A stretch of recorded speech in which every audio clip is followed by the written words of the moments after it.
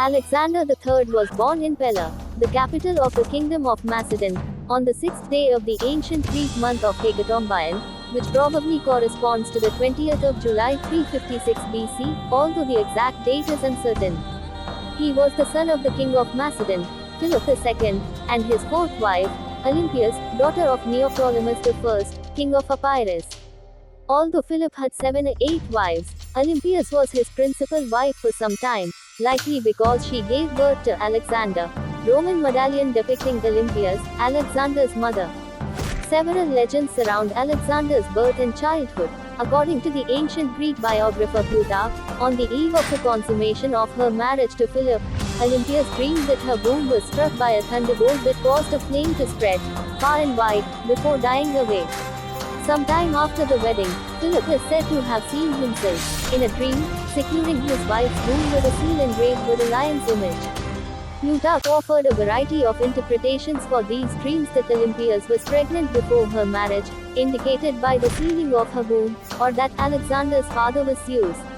Ancient commentators were divided about whether the ambitious Olympias promulgated the story of Alexander's divine parentage, variously claiming that she had told Alexander, or that she dismissed the suggestion as impious. On the day Alexander was born, Philip was preparing a siege on the city of Bataida on the peninsula of Chalcidice. That same day, Philip received news that his general Parmenion had defeated the combined Illyrian and Paeonian armies and that his horses had won at the Olympic Games. It was also said that on this day, the temple of Artemis in Ephesus, one of the 7 wonders of the world, burned down. This led Hesychius of Magnesia to say that it had burned down because Artemis was away, attending the birth of Alexander. Such legends may have emerged when Alexander was king, and possibly at his instigation, to show that he was superhuman and destined for greatness from conception. In his early years, Alexander was raised by a nurse, Lenike, sister of Alexander's future general Clitus the Black. Later in his childhood, Alexander was tutored by the strict Leonidas, a relative of his mother, and by Lysimachus of Acarnania. Alexander was raised in the manner of noble Macedonian youths, learning to read, play the lyre, ride, fight, and hunt. When Alexander was 10 years old, a trader from Thessaly brought Philip a horse, which he offered to sell for 13 talents. The horse refused to be mounted, and Philip ordered it away. Alexander, however, detecting the horse's fear of its own shadow, asked to tame the horse, which he eventually managed. Plutarch stated that Philip, overjoyed at this display of courage and ambition, kissed his son tearfully, declaring, "My boy, you must find a kingdom big enough for your ambitions. Macedon is too small for you," and bought the horse for him. Alexander named it Bucephalas, meaning ox head. Bucephalas carried Alexander as far as India. When the animal died, because of old age, according to Plutarch, at age 30, Alexander named a city after him, Bucephala. When Alexander was 13, Philip began to search for a tutor, and considered such academics as Isocrates and Speusippus, the latter offering to resign from his stewardship of the academy to take up the post. In the end, Philip chose Aristotle and provided the temple of the nymphs at Mysa as a classroom.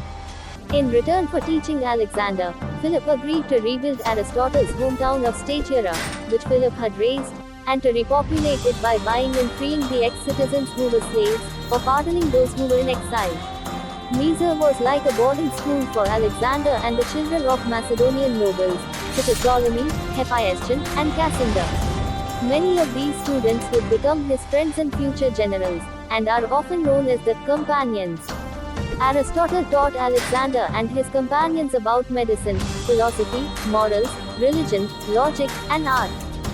Under Aristotle's tutelage, Alexander developed a passion for the works of Homer, and in particular the Iliad. Aristotle gave him an annotated copy, which Alexander later carried on his campaigns.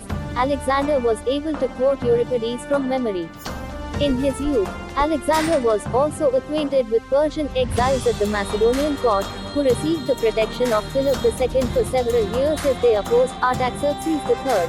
Among them were Artabazus II and his daughter Barsine, possible future mistress of Alexander, who resided at the Macedonian court from 352 to 342 BC, as well as Amanates, future satrap of Alexander, and a Persian nobleman named Sisins.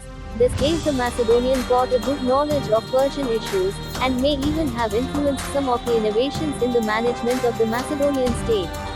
Suda writes that Unsimon's of Lampsacus was one of Alexander's teachers, and that Unsimon's also accompanied Alexander on his campaigns. At the age of 16, Alexander's education under Aristotle ended. Philip II had waged war against the Thracians to the north, which left Alexander in charge as regent and heir apparent. During Philip's absence, the Thracian tribe of Mede revolted against Macedonia. Alexander responded quickly and drove them from their territory. The territory was colonized, and a city, named Alexandropolis, was founded. Upon Philip's return, Alexander was dispatched with a small force to subdue the revolts in southern Thrace. Campaigning against the Greek city of Perinthus, Alexander reportedly saved his father's life. Meanwhile, the city of Amphissa began to work lands that were sacred to Apollo near Delphi, a sacrilege that gave Philip the opportunity to further intervene in Greek affairs. While Philip was occupied in Thrace, Alexander was ordered to muster an army for a campaign in southern Greece. Concerned that other Greek states might intervene, Alexander made it look as though he was preparing to attack Illyria instead. During this turmoil, the Illyrians invaded Macedonia, only to be repelled by Alexander. Philip and his army joined his son in 338 BC, and they marched south through Thermopylae, taking it after stubborn resistance from its Theban garrison. They went on to occupy the city of Elater, only a few days' march from both Athens and Thebes. The Athenians, led by Demosthenes, voted to seek alliance with Thebes against Macedonia. Both Athens and Philip sent embassies to win Thebes' favor, but Athens won the contest. Philip marched on Amphissa, ostensibly acting on the request of the Amphictyonic League, capturing the mercenaries sent there by Demosthenes and accepting the city's surrender. Philip then returned to it.